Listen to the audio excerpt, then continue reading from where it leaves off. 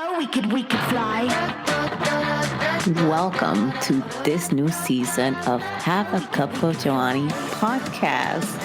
In this season, we are embarking on an exciting journey, one of shameless learning. We're tossing out the fear of judgment and embracing curiosity with open arms, whether it's exploring new ideas, tackling challenging topics, or learning from our missteps. We're doing it all without shame or inhibition. Can't wait for y'all to listen to this.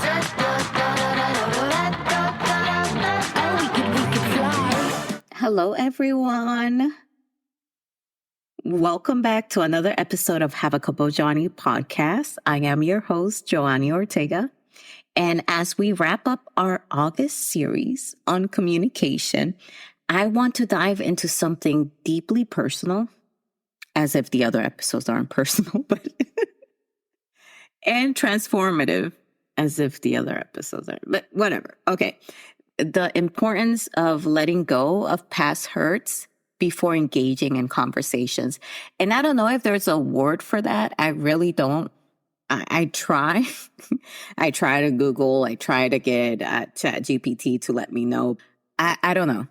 But my last lesson that I want to impart on you all is just that is how we can strip ourselves down of those memories, those painful things that we went through before we engage in conversations with other people. Are you ready?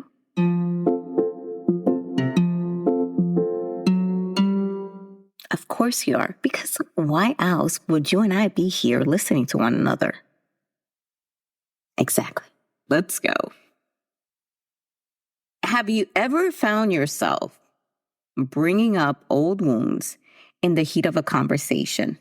Come on now, go through your past conversations. More specifically, go through your past relationships, because I know that you have had conversations where the whole point of that conversation is just to hurt the other person because that person had hurt you before. Or maybe you caught yourself using someone else's pain to mirror your own. And it's common. So it's like, don't be embarrassed or anything. You know, I mean, like, you can admit it. Yes, I've been there. And it's okay. I've been guilty of that as well. But today we're not going to recount these except for like a few examples here or there. I really just want to talk about why it's so important to let go of that before we sit down with somebody else. Because, vasitos, amigos, my friends, carrying around old pain, all that baggage, that sucks. It sucks hardcore. And it doesn't just only suck, it prevents us from truly listening to that other person. And it can also lead us to inflict that same pain that we have on others. We all have baggage that we carry from experience to experience, or if we're talking about relationships, from relationships to relationship. And our past hurts, those experiences, those memories, they feel so heavy sometimes, so heavy that I think just carrying them around is like an added trauma sometimes, because it makes us even more angry. It makes us angrier. You know, not only did we went through this hard thing, not only did we experience this hard thing, but now we got to carry it around with us everywhere we go. Whenever we meet somebody, we are triggered. Whenever we hear, feel, we are triggered. And it's like we're reminded that that trauma is right there like a turtle inside our shells. And when we don't address it, when we don't admit that that's what is there, they have a way of creeping into our conversations, believe it or not. A lot of the time, it creeps into our conversation without us realizing it. Because they're unresolved feelings, people. They are unresolved emotions, unresolved trauma, and they make us reactive. They make us defensive, aggressive, and they cause us to project our pain onto others. And talking about relationships, like, I'm going to go way back in time, people, like way back in time. I don't think I've ever said this in the podcast, but my son's father left me when my son was like 6 months old. And it was like the biggest shocker of my life. It was a horrible moment because for me, being a mom, becoming a mom was one of the scariest things that I ever went through. The whole act of giving birth was really scary to me. But what was more scary than that was understanding that now I have this human being that 100% depended on me. 100% depended on me. That right there, I knew the gravity of that and I felt it. But at least for those first 6 months, I was like, well, I have this other person that will help me. So when I realized that that other person would not be there, and it was really bad because it happened through ghosting. Maybe if you go back through one of my ghosting episodes, then you will hear this story there. But it happened through ghosting. Basically, I never got a response back. I just kind of had to get my own closure after several months and understand that this person just didn't have the galls to let me know that they were done, that our relationship had concluded for them, and that I should just move on. So long and behold, later on, the person comes back for a little bit to see his son. And I want to say my child was like 1 at that time, 1 and some change, still a baby. And then he comes around and all of that. And I'm in my 20s, people, so I'm not the most mature person in the world. I'm also a very hurt person at that time. So hurt because I haven't dealt with any of my childhood trauma, any of my current trauma, and the latest trauma of having my son's father ghost me with a 6-month-old kid. So I was very reactive, very reactive. Poor guy. I'm pretty sure like that conversation that we had validated for him, validated his decision for him. But fuck it. I mean, it felt good to do it at the time. But I'm showing you as an example of what not to do. Okay, I'm showing you this as an example of what not to do. So he comes and see me, and the thing with me is, if you meet me in real life, you know that I'm very direct. Like, I don't know if I was like autistic and I just never got diagnosed or whatnot, but I have like a very hard time pretending and saying something that is not. I can't do it. I can't do it. I don't have the facial expressions for it. I don't know how I'm supposed to say something that is untrue. I just don't know. My tone will not be right. My facial expressions will not be right. So I'm very direct with people, and I know this is hard for people, and that's why like my friend circle is very small. But he comes and I know he wants to see his child, and I'm all about that, but I'm also all about like talking about the truth, talking about what happened and confronting that because I want closure. But the thing is, right, that when this happened, I was deeply hurt. I was in pain. So all that anger, all that hate that I felt for this person that I felt betrayed me and betrayed our son, that came out in that conversation. When I tell you, like, I told this person, like, what he would die from and everything, and I was doing it as I was driving on H1 in Hawaii. It was a scary thing to be doing. And he was scared. He lost the color in his face. That's how scared he was. But that was not a productive conversation. You see, it sounds funny and I'm laughing about it now. But back then, that was not a productive conversation. Why?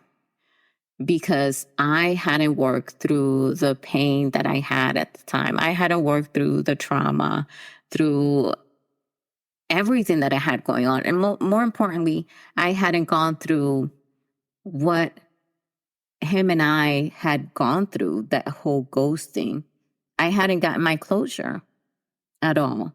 And that reflected in that first conversation that I had.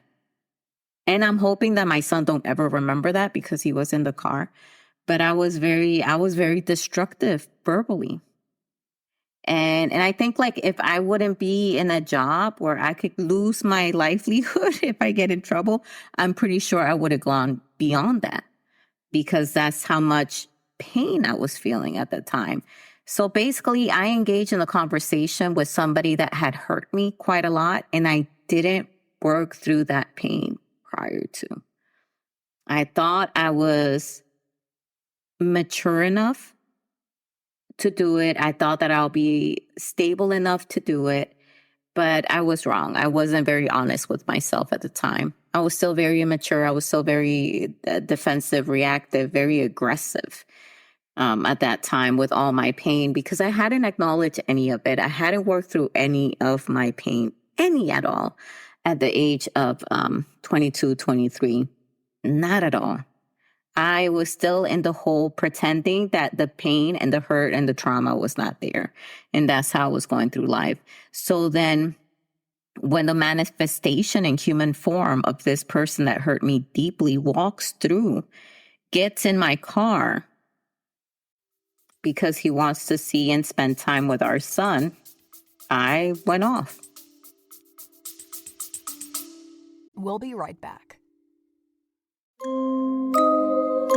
Whispers in the shadows, a chill in the air that grips your soul. The past isn't dead, it's alive.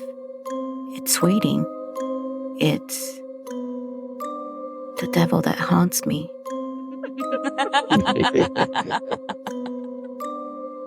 From the mind of J.E. Ortega comes a tale so chilling, it blurs the lines between vengeance and redemption, reality and nightmares. Meet Isabela, a woman haunted not just by the ghost of her daughter, but by the sins of her past. As the walls of her sanity crumble, can she escape the grip of a spectral menace? Or will her demons consume her? Dive into a world where every page crackles with suspense, where every chapter peels back the layers of a curse so profound it echoes through generations. The Devil That Haunts Me isn't just a story, it's an experience, a journey through the darkest corridors of the human heart.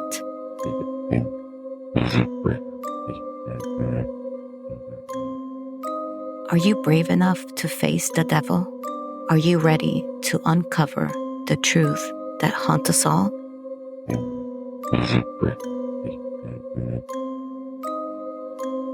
Find out in The Devil That Haunts Me, available wherever books are sold. Pre-order your copy today and confront the devil within. El diablo te espera.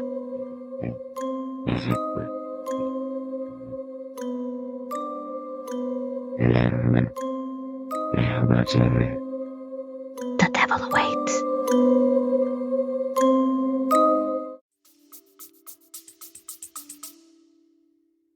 And that was not a good conversation. So thankfully, he understood that I was deeply hurt and I was in a lot of pain at the time. And he stuck around so that way he can spend time with our son.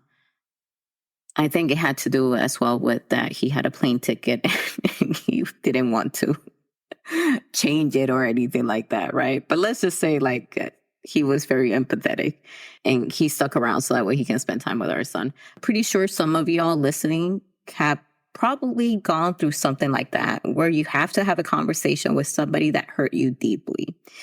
And I cannot emphasize this enough, how much it takes to do that. And how sometimes it's best if you can avoid having that conversation until you work through your things to do that. If not, if it's a time constraint or anything like that, by all means, try to do the deep breathing, whatever you can to center and ground yourself, do that if you don't have the time. But if you do have the time and you can postpone it, I highly suggest you do that and you work on that pain and that hurt that you had before engaging that person, especially if you're like me and you're engaging with a person that hurt you. And a significant turning point for me, and this happened many, many years after this interaction, and you've heard me talk about this book, is that I read The Four Agreements by Don Miguel Ruiz. The introduction of this book, the author says how people are living their own dreams. We are all living our own dreams. And right away, reading that, I had this vision in my mind of us being in pods, each within our own pods, each living our own reality. And the pods sometimes touch, sometimes come together when we interact with somebody else, but we're still just living in our own pods, in our own dreams per se. That realization shifted my perspective entirely. It taught me that just because someone spoke poorly about me or like my ex did something hurtful, it didn't mean that I had to engage them with the same negativity. I didn't have to return that to them. I didn't have to match their energy. And I remember going through something recently where I felt the need to match someone's energy. And I was at a perfect point to do that. You know, when you have like these perfect moments and you're able to do so and everything. And it was like everything was aligned. Like my previous petty self, my 20-year-old petty self would have been like, yes, would have gone all the way in. Perfect moment. Everything was aligned. I could have just gone in. But instead, I remember the small voice in my head that is still not that strong because I think I'm still more petty than I am wise. But nevertheless, I could still hear that voice. And that voice said, "What would you gain from that?" And I was like, yeah, you're right. I will gain probably like a cheap woohoo. I won. But at the expense of what? At the expense of that interaction, at the expense of that relationship between me and that other person. And that hit me like cold water thrown at me, people. It was like, it is so weird because it's just like this stupid little question. Like, what would this gain me? And it's like, I think about it now, it's like, ugh, I can't believe a question just stopped me in my tracks, but it did. A question stopped me in my tracks because from that question, I was able to bring forth kind of like the things that I have learned thus far, the experiences and so forth that kind of put me at a standstill for like a few seconds. So I wasn't able to react right away, but instead use those few seconds to think things through before I do it. And I think that's what maturity is in a nutshell. I'm still more petty than wise, but I think some of the wisdom is leaking in there little by little as I get older in age. But I think that's what maturity means when one is able to take a pause and be okay with changing the course of something that we're doing in order to have better interactions and better relationships. And it's a move that profited the other person, not necessarily me, but it was a move that I was more than happy to take because in the overall scheme of things that I could see at that moment, I knew that that was the best choice to make. And instead of reacting with a, I got you, I won this conversation, I began to see people who do those things in a more empathetic way. I began to see them as people that are in pain, that are hurt. And this is another shift, right? That happened. And this shift allowed me to approach conversations with empathy instead of looking for those ends in conversations to retaliate or to prove my own pain or to get one in and have like a win, a check to win over that person. And it's not always easy. It is not. It has taken me many years, 2 decades, to get to this point where I am able to take a pause and look at that person with empathy and understand that they are in pain, just like I am in pain. We are living in our own pods, living our own dreams, in pain through trauma, whatever. And sometimes we bump into one another, and then the other may feel the pain of the other. But instead of retaliating, I acknowledge that and kind of like let it go. And that's the trick right there, just letting that bit go. That kind of, how do I say it? Enticing, kind of like like for me, I'm a big on sweets. So it's kind of like passing by a brownie and not touching it and not grabbing it. And that's where I'm at right now. So I can genuinely listen and respond to others from a place of understanding and kindness, because I ask myself, what would I gain if I do it the other way? So you may be saying like, okay, sounds easy, very metaphorical. I don't even like brownies. So how can we let go of past hurts before engaging in conversations? I know I gave you some examples and all of that, but it's a few steps here and there that you can do. For sure, practice self-reflection. That is the first one for a lot of things. Because you got to take the time to understand where your pain resides and why it's there. And I'm going to keep harping on this, vasitos. Y'all need to listen to this and follow through. Journaling.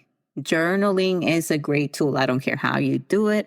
I don't care if you record yourself and that's your journal. I don't care if you video yourself and that's your journal. I don't care if you write it on your notes app or an app with a password or whatnot, or you actually put it on a physical notebook. Journal. That's the best way that you can examine that pain, examine where it resides in your body and why it's there. That's the best way. Because now you really will be able to understand your triggers. And that's where the second step comes in. Because now when you understand your triggers, you're going to know when they're touched, when they're pressed. And then you'll be able to pause. Kind of like how I told you in my example, I did that pause. And I asked myself that question. I was able to do that because I had already understood my trauma, my pain, where it resides and why it was there. So I know where the landmines are in my head. So when somebody presses on those, I know that they're pressing on it. And I'm able to react better because it's not a shock any longer. So you see, so because of that, I'm able to put a quick pause on that and ask myself that pivotal question. What would you gain from this? And with that question, I'm able to take a pause, kind of like do this quick think and breathing before I react. And through that question, I'm seeking understanding, which is the third step. Seek understanding. Because I'm trying to understand through that question where the other person is coming from. If I was in their shoes, would I be just as hurt as them? Putting myself in their shoes helped me to gain empathy. If you don't even know, like, I know you hear empathy quite a lot and you don't even know what it is or how you can feel it. Try that. Envision that that person is you. Get really creative with it. Envision that that person is you. and you will see what empathy is. But that's what I do. When I try to understand where somebody is coming from, I put myself in their shoes. How would I feel if I was living this person's life? And it like, boom, it's like this click that happens. And right away, because I'm able to feel sorry for myself, I'm able to feel something for myself, and I want to advocate for myself, I transfer all of that to that other person when I put myself in their shoes. Because let's be honest, human beings, we are self-centered individuals. I know like people don't want to admit to that, but we're very self-centered. Most of us are.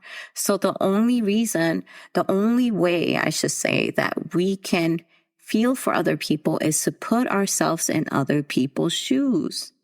I am telling you, so try that. Try that. And that's a good way to seek understanding. So then you can jump into the fourth step, which is to use forgiveness as a tool. Because now you know what it feels like to be that person, right? Now you know, because you just put yourself in their shoes. Now go ahead and forgive. And like me, back 20-something years ago, right? If I would have practiced that, I wouldn't have looked at my ex as if he was the devil incarnate in front of me. I would have looked at him as what he was, potentially what he is right now, which is a very frightened man, unable to make decisions and not making them at all, thinking that that's the best way to go forward. I'm able to see that now. Back then, I wasn't. But now that I'm able to look at it, now I'm able to forgive. Because I know now that back then and probably today, if he hasn't worked through any of that, he still has those issues that he's unable to face problems head on and doesn't make any decisions in order for life to just happen. And that's a very sad place to be in if you think about it, right? So when I think about it that way, it's very easy for me to forgive. Doesn't mean that I've forgotten and I forget what that person did, but the forgiveness is there.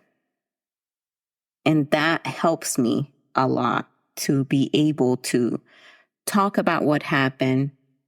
If I have to have a conversation with that person again, have a conversation again, a very neutral conversation, not one that is wrapped in hate and pain and hurt.